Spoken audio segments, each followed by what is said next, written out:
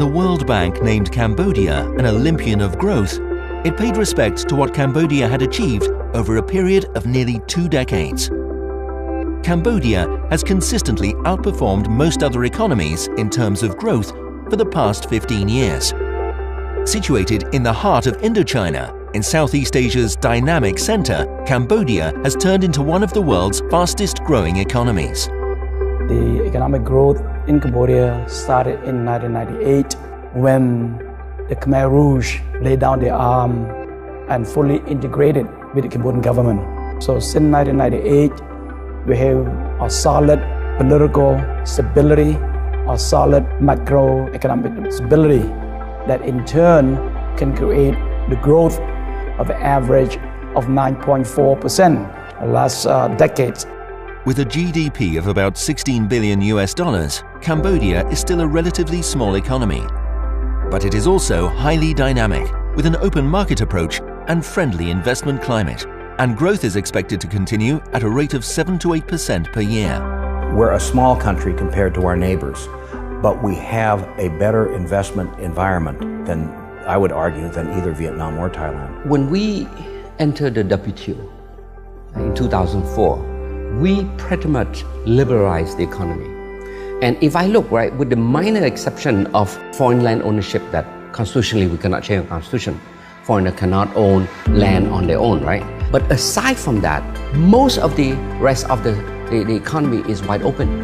Driven by a desire to turn Cambodia into a high middle-income country by 2030, the government is intending to achieve a greater diversification of industry and to move Cambodia up the value chain. We want to move our industries from the current states of labor-intensive one to a higher productivity-based, higher value-adds kind of industries and skill-based industry in the next 10 years. This is likely to strengthen Cambodia's long-term competitiveness. When, by the end of 2015, the Association of Southeast Asian Nations, known as ASEAN, will create a single market across the region, Cambodia expects to benefit from its strategic position. You can see Cambodia sits in the center of Southeast Asia.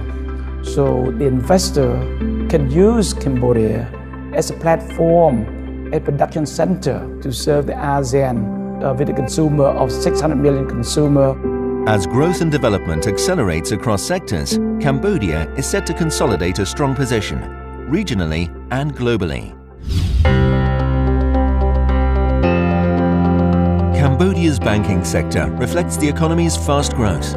By the end of 2014, the sector held total assets of $16.2 billion and total deposits of $9.7 billion, representing a year-on-year increase of 29.6% and 31.5% respectively.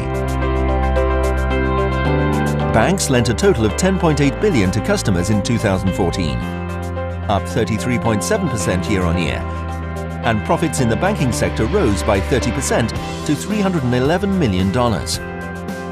The reform efforts that we have been undertaking for the past 10 years have yielded a good result, and now you can see very robust banking sectors here in Cambodia. And of course, we will continue to work on this to strengthen further the financial sector.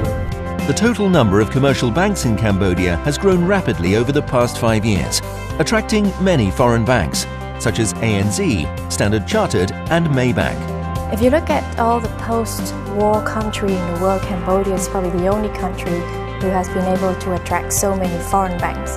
In fact, we have a total of 35 commercial banks. 30 of those are foreign-owned. Investors in the sector appreciate the country's macroeconomic stability. Inflation has remained below 5% for the past 13 years, and the riel, Cambodia's currency, maintains a stable exchange rate to the dollar.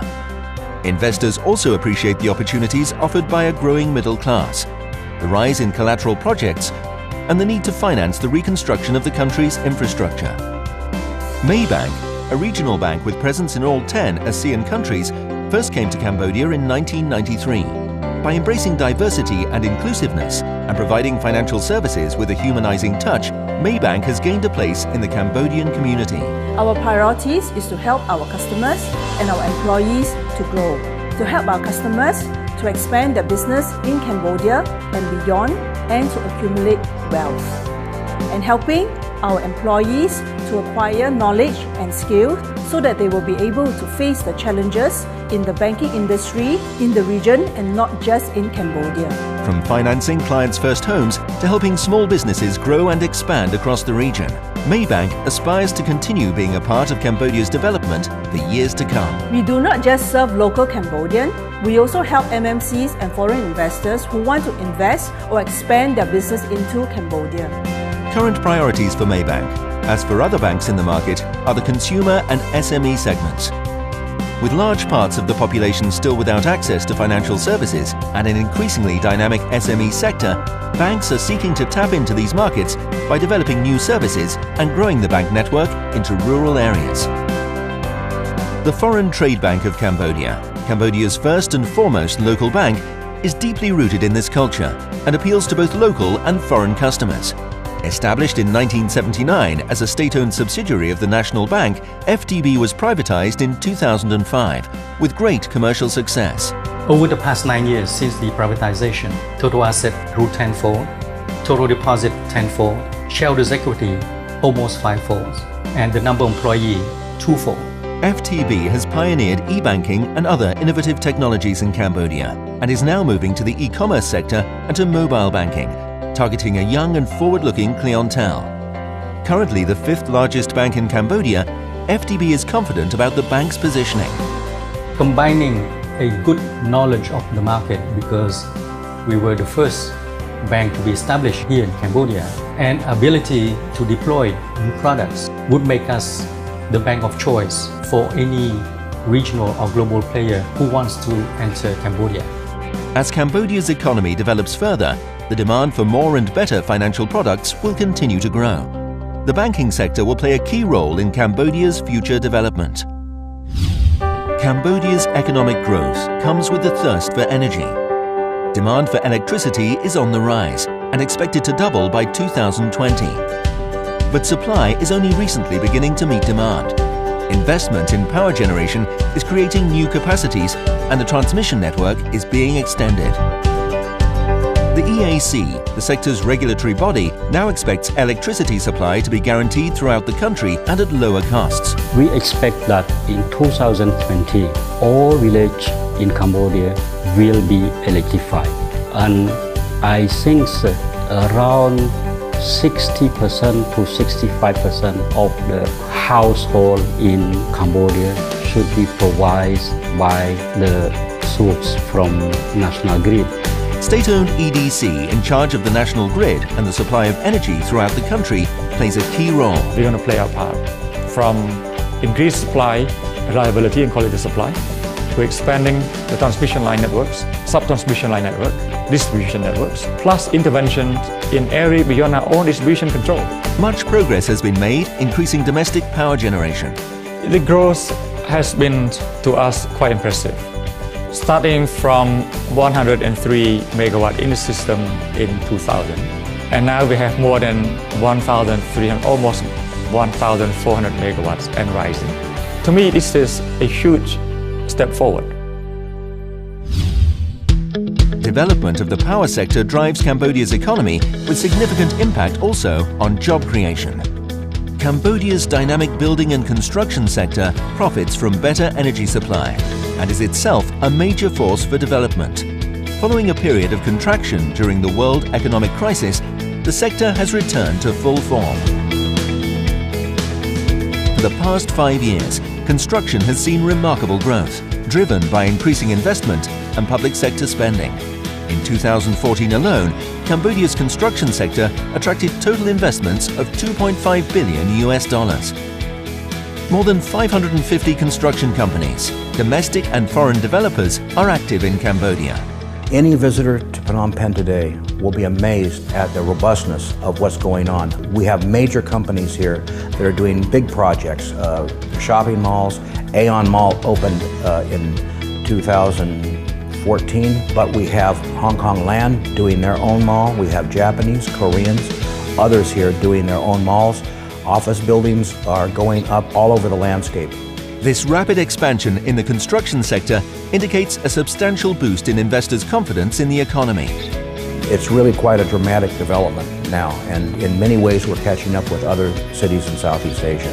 Firms like the WorldBridge Group, a domestic company involved in some of Cambodia's most pioneering development projects and strategic joint ventures, have seized the opportunity.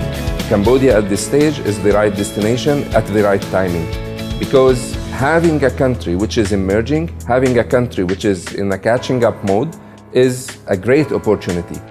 WorldBridge Group of companies is involved in developing Cambodia's first free trade zone, as well as the bridge, a 45-story twin-tower project offering residential, commercial and office spaces, symbolic of Cambodia's ambitions. Cambodia's stability of the country is very good, and the growing of the country is moving very fast. So as a business perception, I feel that this country I can do business. This sentiment is shared by the Naki Group, a consulting company in the real estate sector. Cambodia is an attractive investment destination now just because with its current growth rate, the way the economy is growing, the way standard of living has been increasing, it's considered a frontier market where there's ample of opportunity. Naki Group provides project and property management services, including high-end developments, such as Silvertown Metropolitan, a premium apartment building in central Phnom Penh, and TK Avenue, Phnom Penh's first outdoor mall. Naki Group's looking to go ahead and combine the local knowledge and understanding of what the real estate market's offering and be able to integrate the international standards that we've experienced from, that we have in our background to find that local success in this growing market. Demand for real estate is growing. Recent years have seen the licensing of many large and medium-sized construction projects, with a marked rise in the quality of new office units and of high-end residential apartments. Cambodia's first Grade A building, the 39-story Vatanak Capital Tower in central Phnom Penh, opened in 2014. A true landmark development, the Vatanak Tower caters to Cambodia's emerging business and leisure community, with a combination of office spaces, a luxury retail unity, and a world-class hotel. This development put the Cambodia on the map, basically, and in the real estate industry, suddenly people said, look, that is possible to do in Cambodia, and it's not only consumers, it's then also large architect and consulting firms suddenly becoming interested in the market. Vatanak Properties, the ambitious developer behind Capital Tower, is determined to pioneer the way real estate is developed in Cambodia. Our ambition is to set new benchmark for the industry, bringing innovation along with the international standards into this country. Fuxin Steel Buildings is another local pioneer, supporting the industry with customized construction. Fuxin is found under the culture of innovation. It established about 4 years ago. We were the first and only pre-engineered building manufacturer in Cambodia. Fuxin is optimistic that it will stay on top of the game. For the last 5 years, we understand that we have to upgrade ourselves very rapidly. So we have invested heavily both intellectual and physical infrastructure in our company. By comparison, ASEAN conglomerate Siam Cement Group, or SCG, is a veteran in the market. A business leader in building materials, chemicals and paper, SCG entered the Cambodian market in 1992 to meet the growing demand for cement imports and other building materials. Since, it has made a deeper commitment to Cambodia. In 2005, SCG established the first composite cement plant to produce high-quality cement for local market called K-Cement brand. This has contributed to the growth of Cambodia for more than 8 years. The second cement line at Composite Cement will be completed and ready to start operations by mid-2015. With a 100-year history and a workforce of more than 50,000, SCG has built a reputation as a sustainable business leader with a focus on youth and people development. We at SCG are proud to contribute of Cambodia's economic growth and raising the country prospect as an investment destination. Construction and real estate development also profit from growth in tourism and in the hospitality sector. The marked rise in tourism arrivals presses demand for more diverse accommodation of world-class standards, in addition to such classics as the Raffles Hotels in Phnom Penh and Siem Reap. Cambodia's tourism sector is in full development.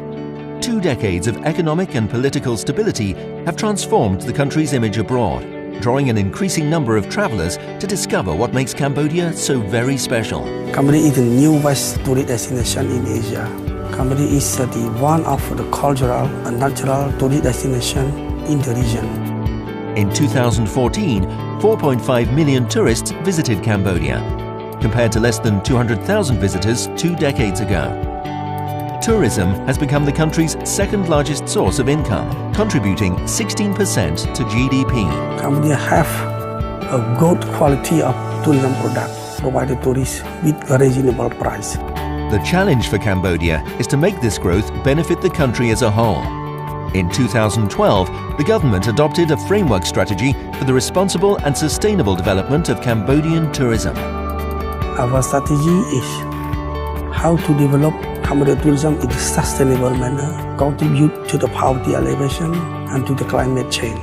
The vision is to turn Cambodia into a world-class tourist destination that will generate revenues upward of $5 billion per year.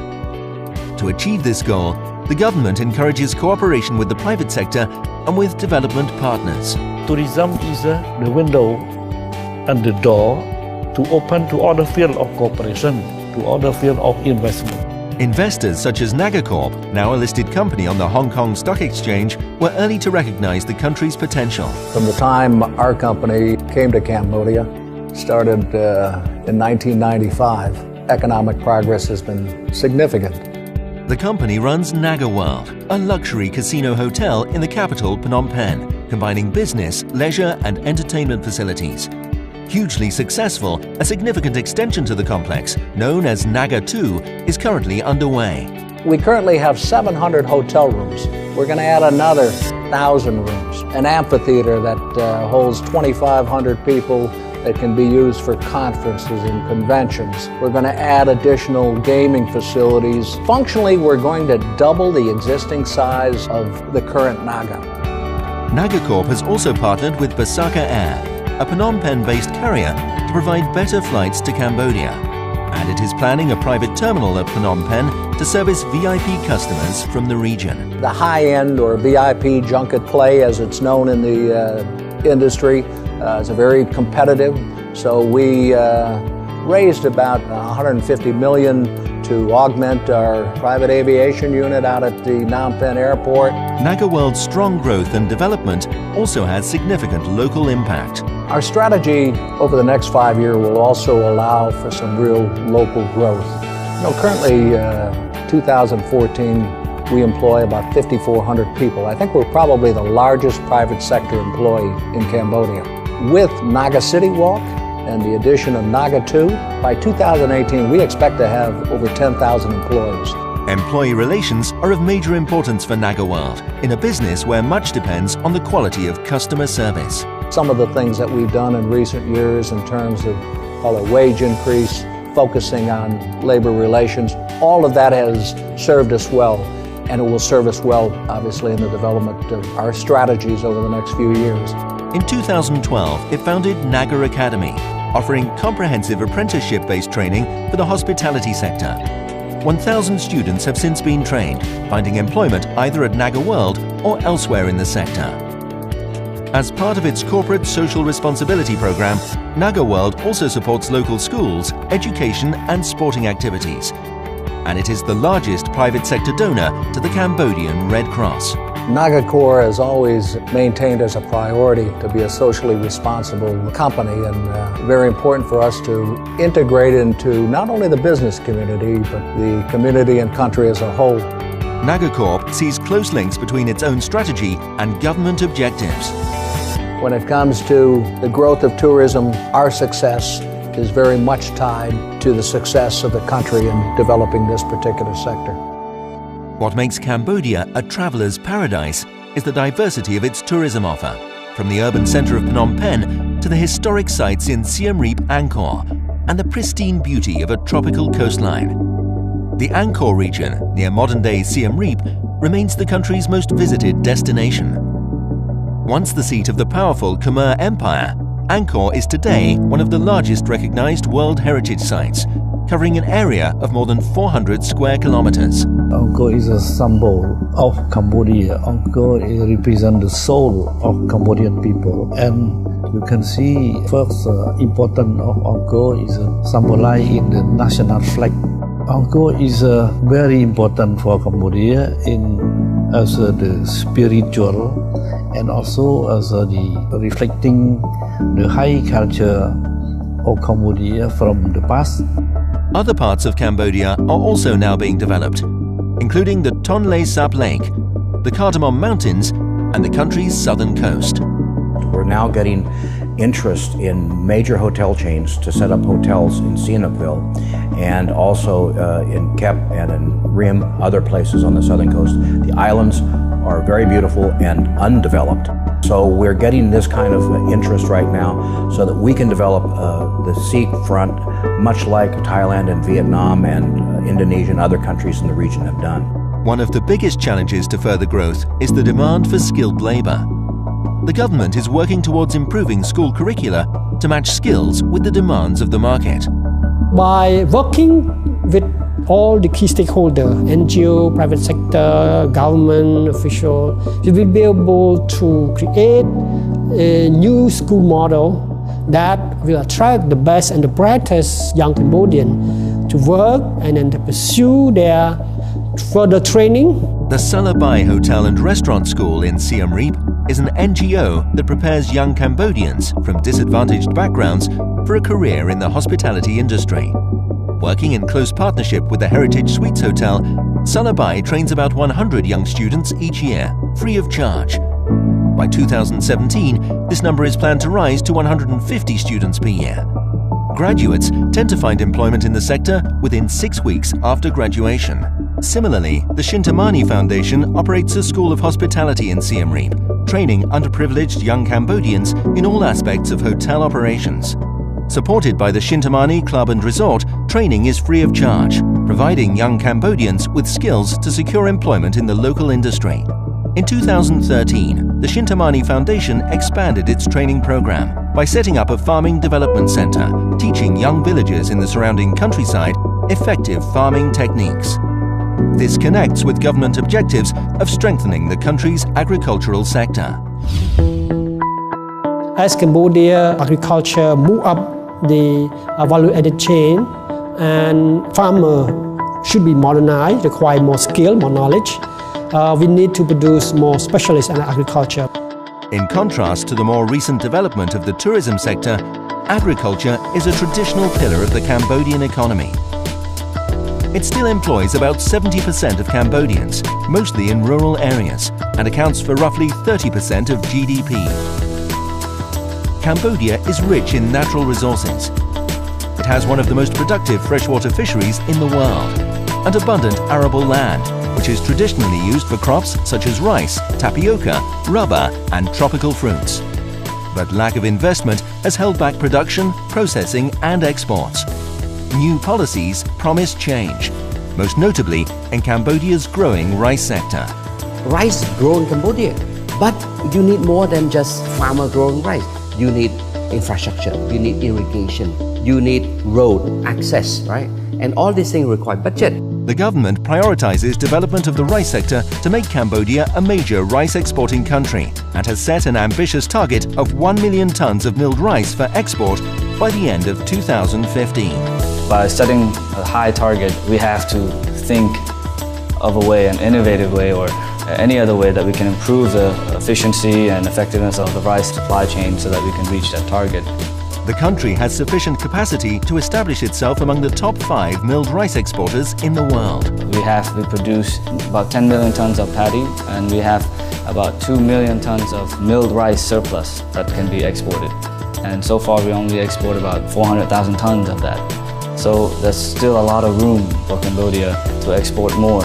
In 2014, the Cambodia Rice Federation was formed from the sector's main industry bodies to streamline cooperation.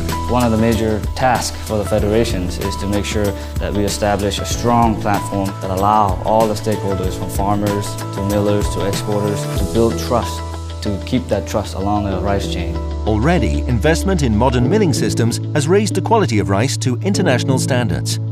For the 3rd year in a row, Cambodian premium jasmine rice has won the world's best rice award.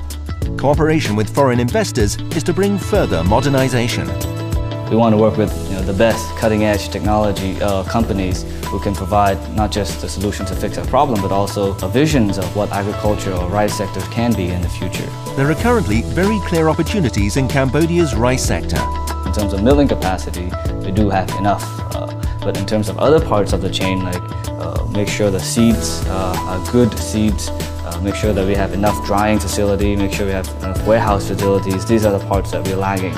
More investment is still needed to increase the rice sector's global competitiveness. The key challenges in Cambodia is infrastructures, which need to be more improved in terms of logistics, capacity building of the farmers, and also the miller of Cambodia to be more updated. Amru Rice, Cambodia's second largest exporter of rice, was the first company to start international exports of Cambodian rice in 2009. It today operates 3 rice milling plants and invests heavily in the quality of production. Company, we focus now on building the supply chain. We doing contract farming with this farmer, around 5,000 to 10,000 farmers per year. We will be around 15 to 100,000 ton paddy, which is controlled from our Amru rice specialists, professional to check on growing, using chemical or pesticide. For Cambodia, the objective is to establish itself as a leading rice-producing nation. Cambodia now need to collaborate because our competitor is not the guy in the other province, it is the world. 2 decades of strong growth have given Cambodia the position and the confidence to look at playing a much bigger role internationally and regionally in Asia. I think we are ready. We are ready to integrate with the region. We are ready to integrate with the world. In 2015, the ASEAN Economic Community will be in place. Cambodia is ready. The government's pragmatism and healthy support for the private sector are crucial factors for the country to move forward. You cannot create jobs for our people through the government. You got to create jobs through a private sector. And that's why we said we are pro-business government. We believe that the private sector is the engine of our economic growth. This is a perfect environment for a new generation of entrepreneurs, especially when Cambodia's young workforce is becoming increasingly well-educated. To me, the future is the young entrepreneur. The young, well-educated Cambodian who have studied abroad, got scholarship, who now come back with some endowment from their family, they start a business. Cambodia has come a long way, moving away from its difficult past and turning into one of Asia's most dynamic economies. Annual projected growth rates of 7% will ensure the country's continued development. The fruits of 20 years of hard work are all around us. Everybody that comes here is impressed by what has been accomplished here. And there is a great deal of room for opportunity for industries. So whatever your business is, you ought to come to Cambodia to take a look.